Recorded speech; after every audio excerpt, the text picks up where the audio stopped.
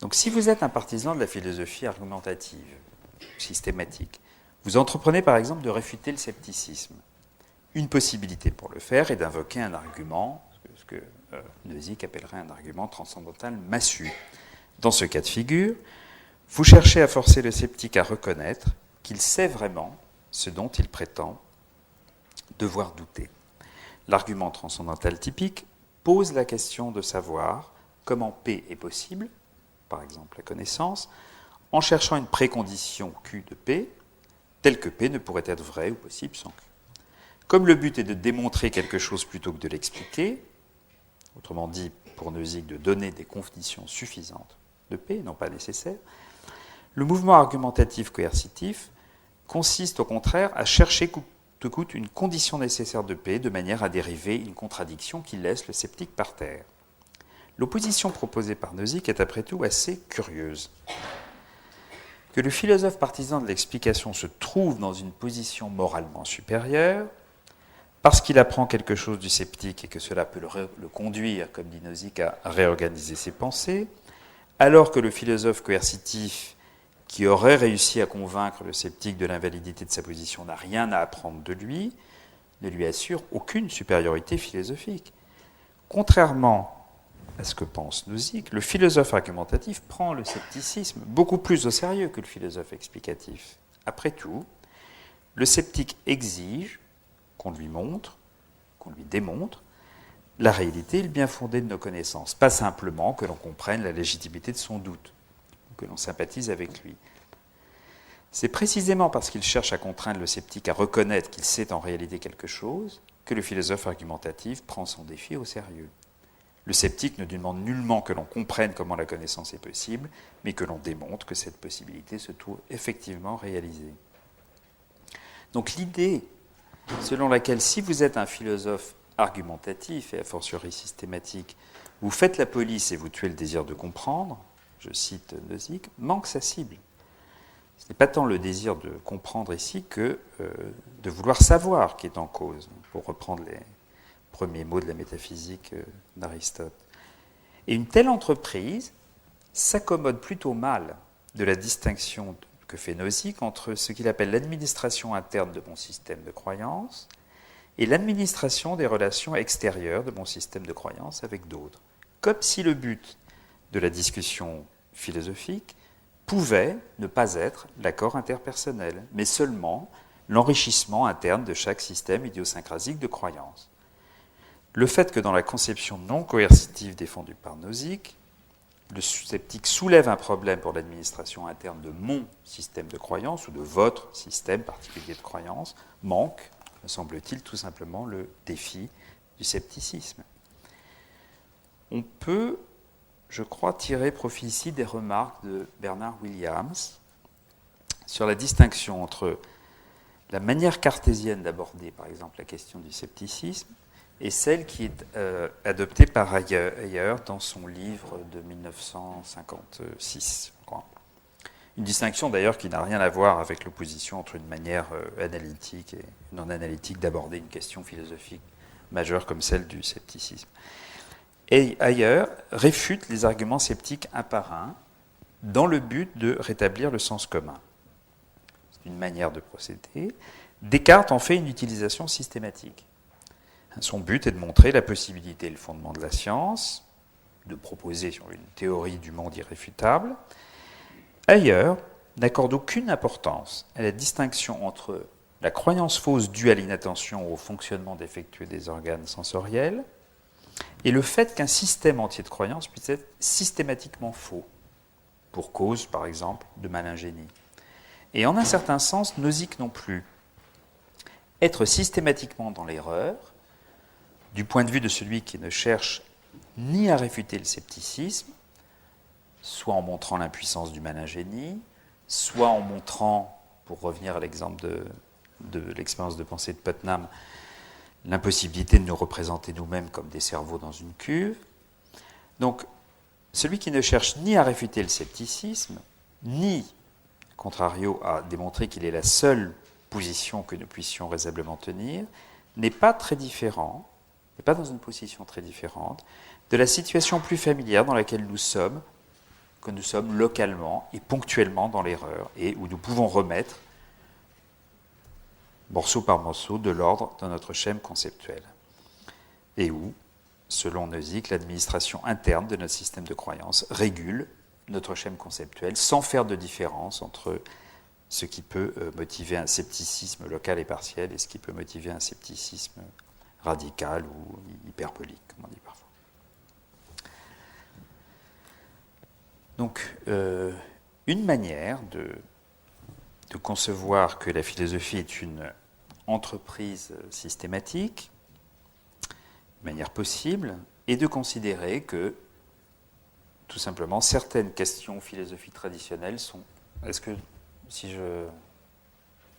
Ça passe dans le micro? Oui. Certaines questions philosophiques traditionnelles sont plus fondamentales que d'autres. Non pas au sens où les problèmes qu'elles abordent sont plus urgents, plus importants ou plus décisifs, mais parce que les questions philosophiques doivent être abordées dans un certain ordre. L'idée, donc, est simplement qu'on ne peut avancer à moins de résoudre certains problèmes avant d'autres, et des problèmes prioritaires. On peut noter que par parité, un irrationaliste convaincu peut très bien considérer que certains aspects de la rationalité doivent être abandonnés ou peuvent être abandonnés avant d'autres, et mettre, organiser, disons, un certain ordre de priorité dans ce qui doit passer à la trappe. Je reviendrai peut-être sur cette question plus tard. Mais en tout cas, ce que je voudrais faire ici, c'est considérer un point de vue qui consiste à penser que les questions de la philosophie du langage, telle qu'elle s'est développée à partir de Frege, ou d'une certaine interprétation de Frege, doivent être réglées avant d'autres, et que, en ce sens, la philosophie du langage est une philosophie première, une partie plus fondamentale de la philosophie que d'autres parties de la philosophie. De Maistre est quelqu'un qui a adopté ce point de vue, qu'il pense être constitutif de la tradition analytique, selon lequel les questions philosophiques traditionnelles, notamment les querelles métaphysiques, ne peuvent être résolues à moins que nous ne possédions une théorie du langage, et en particulier une théorie de la signification. On est assez loin ici de l'idée d'une élimination des questions métaphysiques telles qu'elles avaient été proposées par les positivistes du cercle de Vienne. Bien que de Maistre juge que les positions métaphysiques sont en tant que telles des images sans substance, il l'a dit à de nombreuses reprises dans ses conférences William James, dans son introduction aux éléments d'intuitionnisme et dans de très nombreux articles, bien que les positions métaphysiques en tant que telles soient des images sans substance, les questions métaphysiques ne sont pas, elles, dénuées de sens. Elles prennent leur sens ou leur contenu en tant que questions de nature sémantique. Lorsque de telles questions sémantiques sont résolues, les querelles métaphysiques disparaissent entièrement. Non pas parce qu'elles n'ont pas de sens, mais parce qu'elles sont résolues. Donc il n'y a pas, selon de Maistre, de résidu métaphysique ou de contenu métaphysique complémentaire à chercher une fois que les problèmes sémantiques sont résolus. Je vais aller dans le détail de cette idée. Donc la sémantique fonctionne ici comme quelque chose qui élimine l'aspect supposé, métaphorique des positions métaphysiques traditionnelles, et révèle ce à quoi ces positions nous engagent quant aux concepts proprement sémantiques, eux, de vérité et de signification. Autrement dit, la sémantique est une espèce d'extracteur de jus métaphysique. Une fois que vous avez la bonne sémantique, vous pressez, et vous obtenez la position métaphysique qui résulte de votre argumentation dans le domaine de la sémantique. C'est une question que Jacques Bouvresse a discutée longuement dans un article de 80 sur Frege, Wittgenstein, de Maistre et la nouvelle question de réalisme, et également dans le livre de 88 sur les rapports entre Wittgenstein et l'intuitionnisme. Il est important, je pense, ici, quand on parle de métaphysique, de faire une distinction. il y a ce qu'on pourrait appeler des questions métaphysiques dynamiques et puis des questions métaphysiques qu'on pourrait appeler statiques par opposition. Autrement dit, des questions qui concernent l'indépendance et la pleine détermination de tel ou tel secteur de la réalité qu'on voudra bien considérer et qui, eux, sont des questions, sensibles au changement de théorie, au changement de schème conceptuel. Il faut distinguer ces questions-là de questions métaphysiques qui, elles, ne sont pas sensibles à ce type de changement. Des questions du genre, par exemple, pourquoi y a-t-il quelque chose plutôt que rien? Demet considère les premiers genres de questions, pas le deuxième genre de questions. Dans cette perspective, nous ne pouvons résoudre, par exemple, une controverse comme la controverse entre réalistes et phénoménalistes en philosophie de la perception, ou entre réalistes et nominalistes en philosophie des mathématiques, à moins de posséder une théorie de la signification adéquate. Plus précisément, à moins de posséder une théorie de la signification pour le langage concerné par le secteur particulier de la réalité qui est en cause et qui contiendra des termes ayant pour référent des objets d'une certaine classe, par exemple les couleurs, les nombres, et des quantificateurs avec des variables liées ayant pour parcours de valeur ces mêmes objets.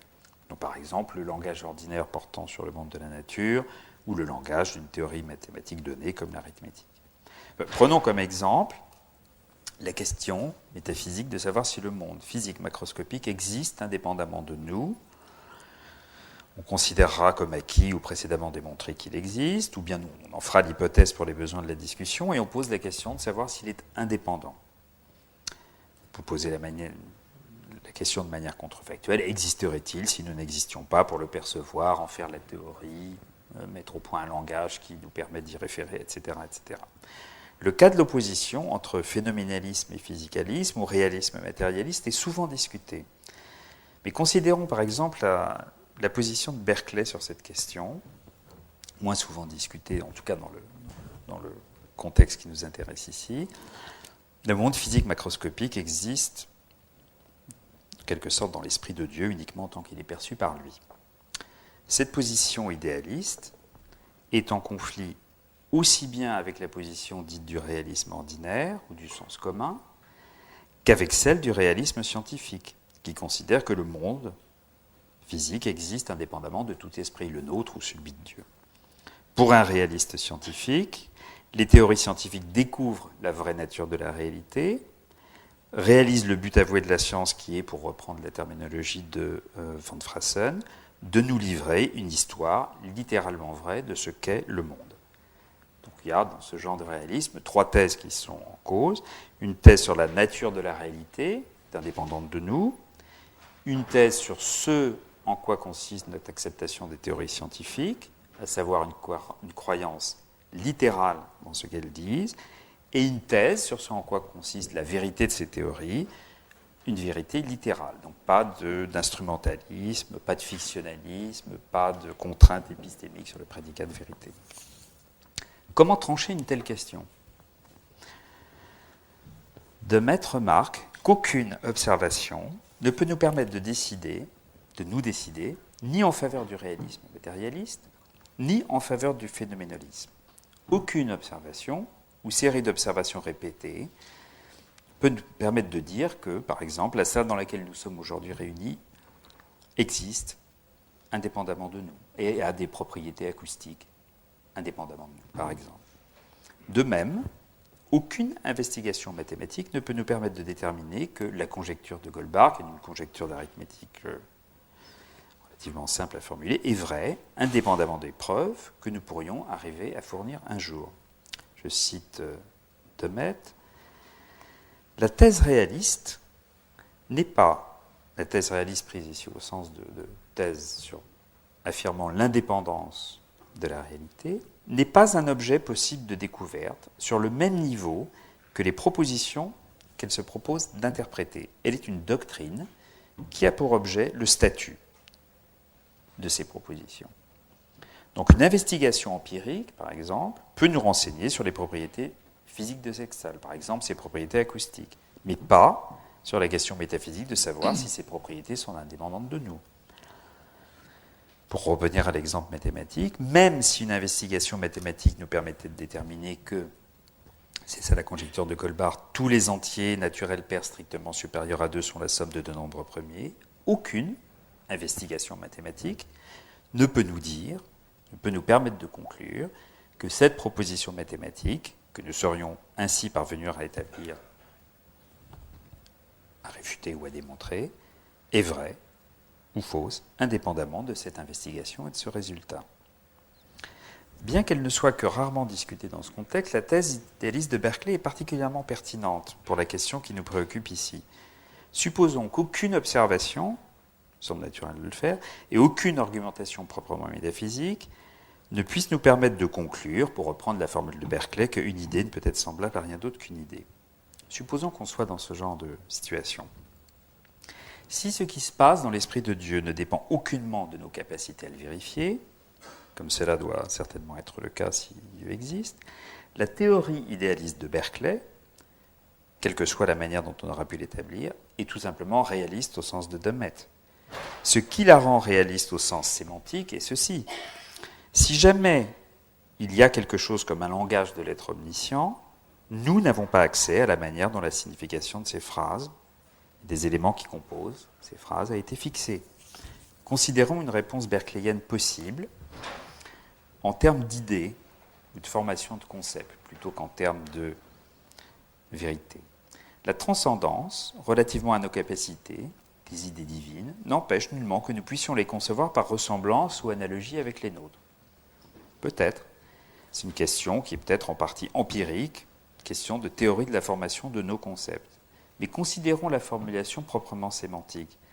La transcendance relativement à nos capacités des conditions de vérité des phrases du langage divin n'empêche pas que nous puissions les concevoir par ressemblance avec les conditions de vérité de nos phrases, lorsque celles-ci sont ordinairement décidables, lorsqu'on peut décider si elles sont vraies ou si elles sont fausses. Une telle position ne pourra convaincre un antiréaliste à la Dummett. L'objection immanquablement sera: qu'est-ce qui fonde cette ressemblance ? Y a-t-il quelque chose qui nous autorise à croire que nous pouvons passer du cas des phrases ou des énoncés décidables à celui des phrases ou des énoncés indécidés de notre point de vue? Et la réponse sera bien évidemment négative. Donc, selon le point de vue qui est adopté ici, une prise de position dans le domaine de la théorie de la signification joue le rôle de prémisse dans un argument dont la conclusion sera de nature, encore une fois, métaphysique.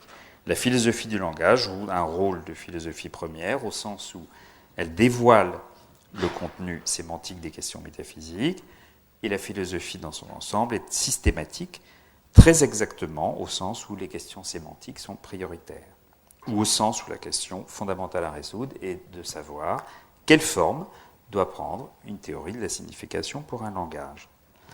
La question concerne le concept de vérité.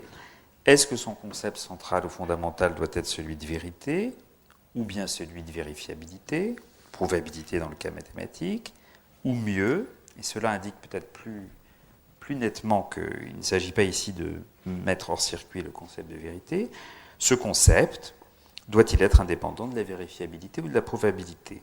Ou bien faut-il au contraire qu'il soit contraint par le concept épistémique particulier qui conviendra au type de discours envisagé, vérifiabilité dans le cas empirique, prouvabilité dans le cas de mathématiques, etc., etc. Si c'est le cas, nous devons conclure qu'une phrase est vraie seulement où il est possible, au moins en principe, de déterminer qu'elle l'est, à l'aide des moyens requis par le domaine d'investigation. Autre manière de poser la question et d'insister sur le fait que on s'attend à une réponse dans le domaine de la théorie de la signification.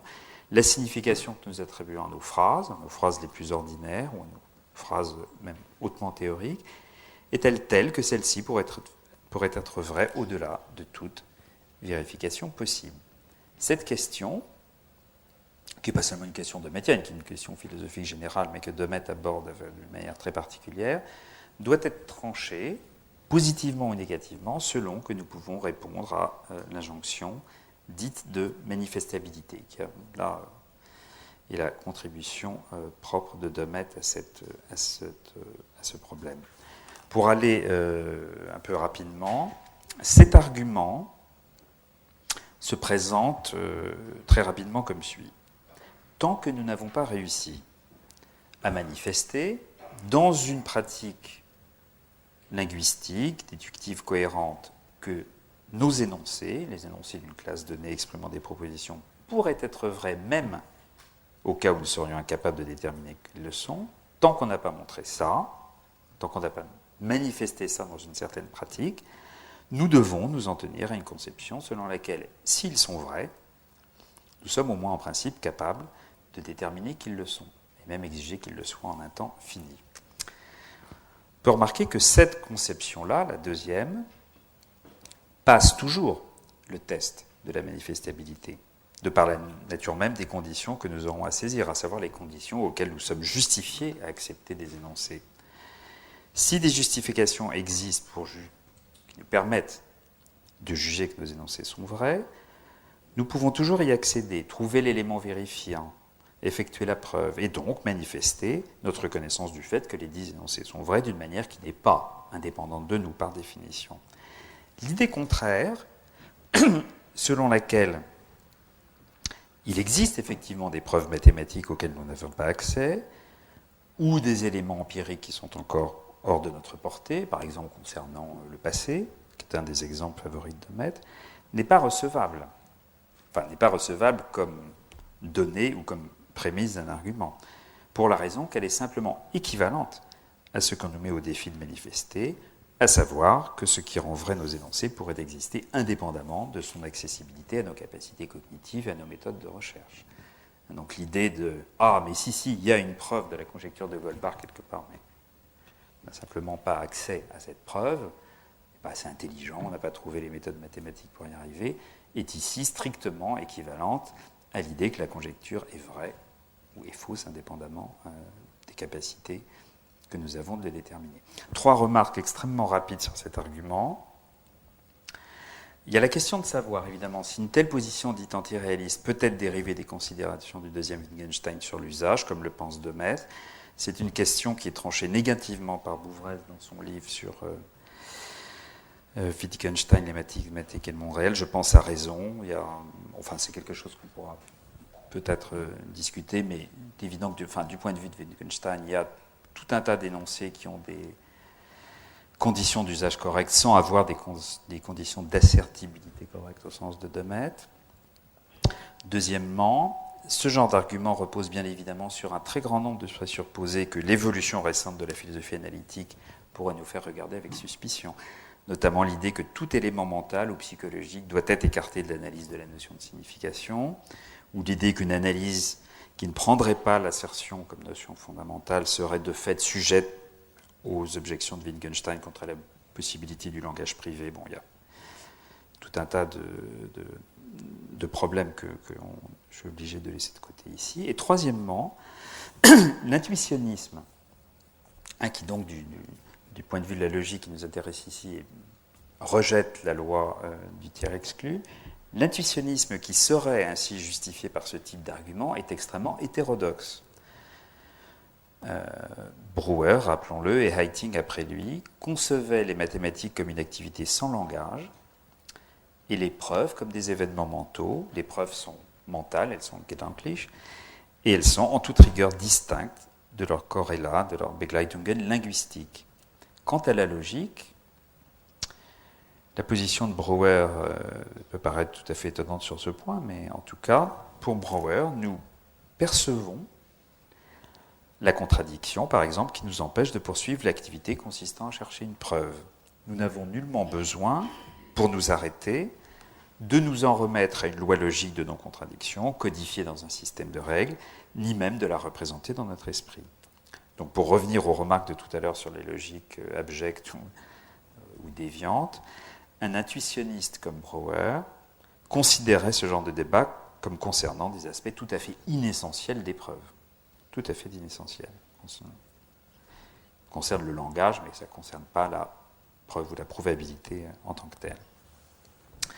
Plus fondamentalement, peut-être de manière plus triviale, mais en tout cas plus fondamentalement, toute cette argumentation de Maître, et des gens qui sont convaincus par ce genre d'argument, repose sur l'idée que le langage, ça existe. il y a du langage. Il y a une objection très radicale qui a été proposée par Davidson à cette idée, et donc que le langage, dans un certain sens, n'existe pas, d'où il faudrait conclure qu'il n'y a pas de philosophie du langage, a fortiori pas de philosophie du langage comme discipline fondamentale et philosophie première. Et donc l'idée qu'une théorie de la signification pourrait nous servir à traiter systématiquement les problèmes métaphysiques traditionnels, en dévoilant leur nature proprement sémantique, se trouve mise en cause radicalement. Donc je voudrais ici évaluer l'argument de Davidson pour conclure qu'il n'y a pas de langage, there is no such thing as language, de regarder les réponses de Damet et de proposer une critique conjointe qui concerne en fait une version particulière de la question générale qui nous intéresse, à savoir la philosophie du langage peut-elle être systématique. Donc selon Davidson, 3 principes sont en cause à propos de la notion de signification linguistique, ou première, donc la notion de signification au sens du dictionnaire, au sens de langage courant. Donc il y a trois principes qui sont en cause.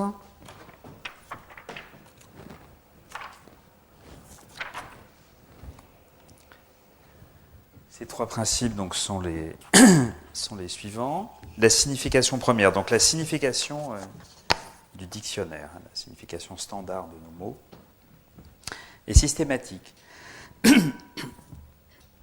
Un locuteur ou un interprète compétent est capable d'interpréter les élocutions, les siennes, celles d'autrui, en se fondant sur les propriétés sémantiques des parties ou des mots qui figurent dans ces élocutions, ainsi que sur leur structure. Et il doit y avoir des relations systématiques entre les significations des différentes élocutions pour que cela soit possible. Deuxième principe, ces significations sont partagées. Donc un locuteur et son interprète, les interlocuteurs dans l'échange verbal courant, doivent partager une méthode d'interprétation du genre décrite dans le principe 1, dans ces très grandes lignes, pour pouvoir communiquer de manière régulière et réussie. Et troisièmement, ces significations premières, ou disons lexicales, ordinaires, de l'usage ordinaire, sont gouvernées par des conventions ou des régularités qui ont été apprises. La connaissance ou la compétence sémantique d'un locuteur et de son interprète, c'est-à-dire de 2 interlocuteurs qui interprètent leurs propos, est apprise avant que se présentent des occasions particulières d'interprétation. Et cette connaissance ou cette compétence a un caractère conventionnel.